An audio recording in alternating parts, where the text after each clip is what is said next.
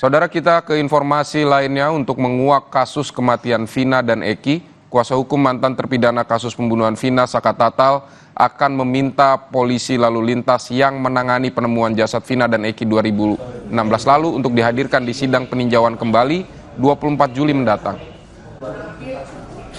Hal ini disampaikan kuasa hukum Saka Tatal, Farhad Abbas, saat asesmen psikologi Saka Tatal oleh LPSK yang dilakukan di Bandung.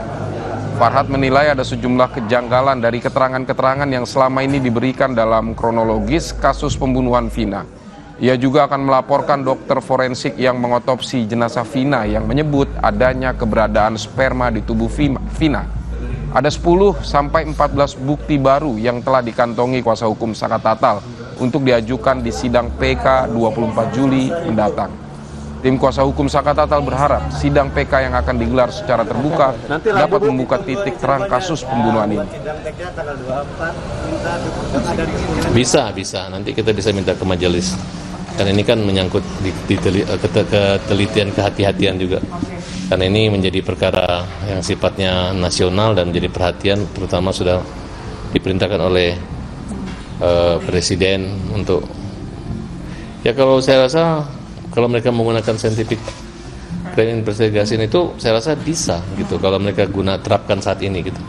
Terus kedua, mau menggunakan keahlian bagaimanapun selama masih digunakan penyidik kemarin, kan ini yang nangkap ini jujur aja itu penyidik yang menyidik itu bukan mereka.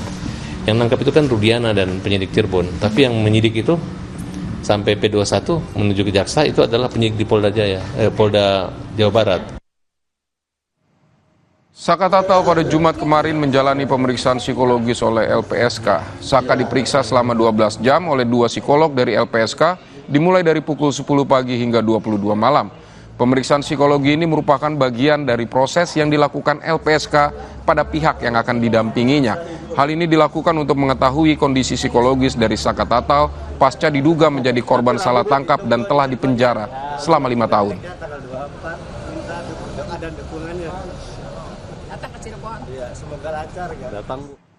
PBH Perhaki siap memberikan bantuan hukum kepada ayah Eki Ibtu Rudiana yang melaporkan peristiwa pembunuhan terhadap sang anak dan kekasihnya Vina.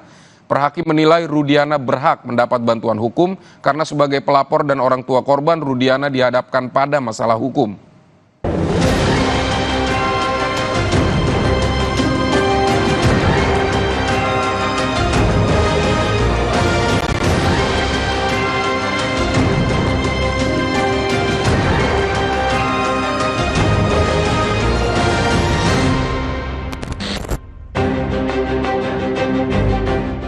Resmi dilaporkannya Ibtu Rudiana ke Barreskrim Polri oleh para terpidana kasus Vina Cirebon terus jadi sorotan.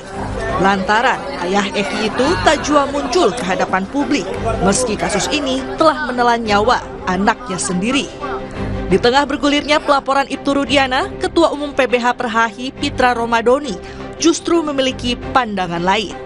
Ia menilai Rudiana berhak mendapat bantuan hukum karena sebagai pelapor dan orang tua korban, Rudiana dihadapkan pada masalah hukum.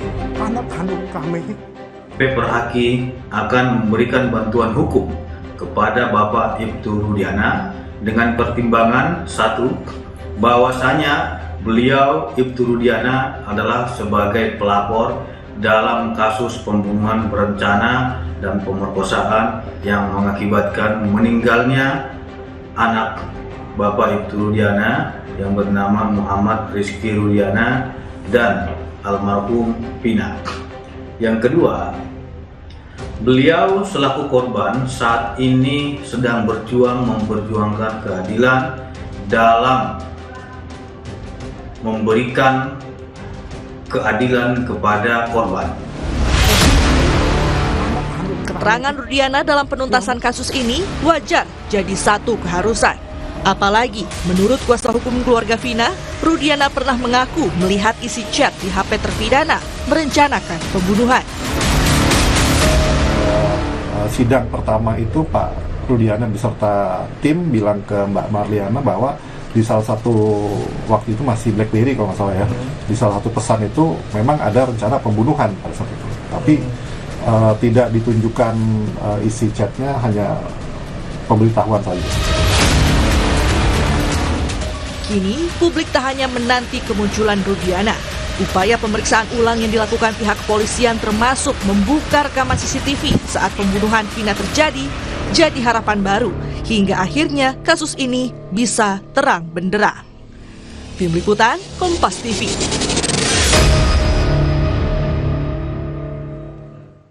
Tetap bersama kami, usai jeda Kompas Siang akan kembali dengan sejumlah sorotan politik, antara lain peluang tanding ulang antara Anies Baswedan dan Basuki Cahayapurnama